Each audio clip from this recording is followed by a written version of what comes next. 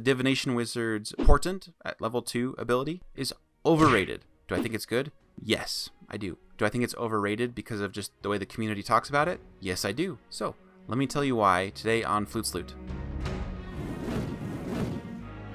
I have a write-up article on this topic. If you want to grab that link in the description below, you can read about it there. Otherwise, keep listening and don't forget to like and subscribe if you like this content. I want to reiterate, so I don't get stoned by the community, Portent is a good ability. I'm just saying it's probably this good and the community acts like it's this good, like way up there. 62.9% of our respondents gave the Divination Wizard an S tier ranking, with 22% giving it an A and only 10% giving it a B. Portent is a jaw-dropping power, but it is a very difficult power to use. I just want to bring the expectations back down a little bit. It allows the Divination Wizard, when they long rest, to roll 2 d20s and save those rolls for later. At some point during their adventuring day before they long rest again, they can perceive that a roll is about to happen, a d20 roll, and they can say, I foresaw this, and they take one of those d20s that they rolled ahead of time, and they say, don't roll, use this instead. Often people fantasize about Portent giving you a 20 or a 1. It can also be used to make sure you get a good initiative roll, or that your enemy gets a bad initiative roll. That might be one of the best uses of this that's going to affect the whole combat and not just one roll within the combat.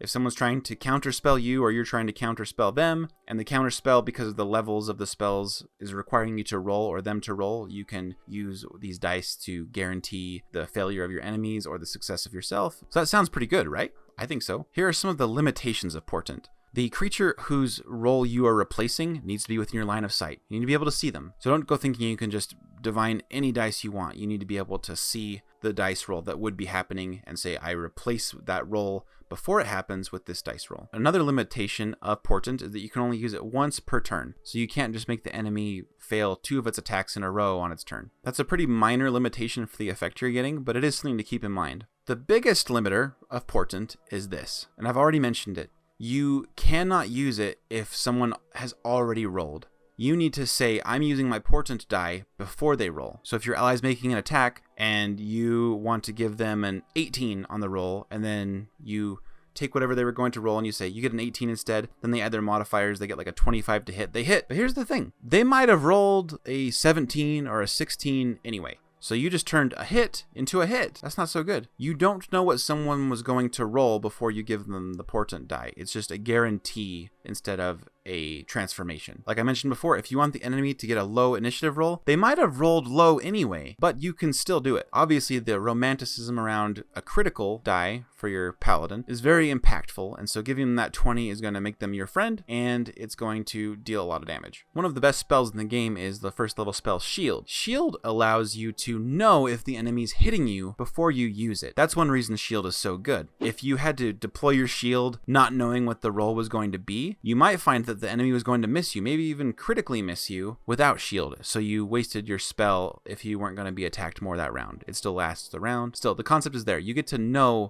if you need Shield first, and you'll probably know if Shield is going to even turn it into a miss, or if the +5 to your armor class wouldn't have been enough anyway. So basically, Portent is kind of like Schrodinger's cat. In the box is your friendly neighborhood paladin about to make their attack roll, and they might roll a crit or they might roll a regular hit, but you don't know until they roll it. So Portent, you basically decide to skip finding out what the roll is and choose to use the roll that you had ahead of time as you foresaw the result. Though it's once per turn, it also does not use your reaction, so you preserve your reaction for other things if you need it. Another one of the best uses for Portent is, again, to make sure an enemy fails their saving throw against a very important spell. Those spells that can like kill them or completely take them out of the fight, that's a great way to use Portent. Keep in mind legendary resistances though, because it won't beat those. Portent also encourages you to metagame somewhat, because you try to get a feel for what an enemy's modifiers are to certain rolls. If you figure out, oh, that monster probably has a +4 to their charisma save, and now I can make their roll a 9, so that means they won't beat the DC of 15 on this. It actually rewards people who can metagame and who have DM'd or read the monster manual, even though it might not be obvious that they're metagaming, because it might seem like they're just gambling, but really 100% calculated. And I touched on this before, but if someone's already going to hit with an attack potentially, and you just guarantee that with a similar roll, so if they would have rolled like a 15 and you give them a 17, they don't hit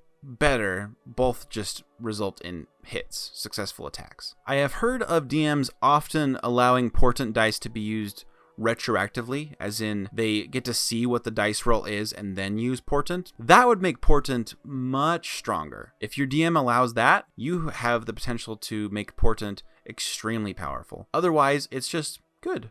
It's a good ability. Knowing that you are affecting the results of a roll is better than taking a gamble that you are transforming the result. So what do you think? Should I still rate portent way up here and say that the Divination Wizard is really good, even though its other abilities are pretty bad? Is portent really that good that it's worth playing a Divination Wizard through all the levels? Is portent really just a good multi-class for 2 levels for people who want to do more role manipulation? I'd like to hear your thoughts on it. I hope I convinced you that it's not like this godly ability, but it is like a pretty tame one. It is good. It's just not going to break your game or make the gods shudder in fear. Please don't cast banishment on me for this opinion. Instead, hit that subscribe button so you can subscribe on me and Opal every time we have videos come out, and we'll have fun throughout our D&D years together. I have foreseen it. It will be fun. Have a good adventure this weekend. I'll see you in the next video.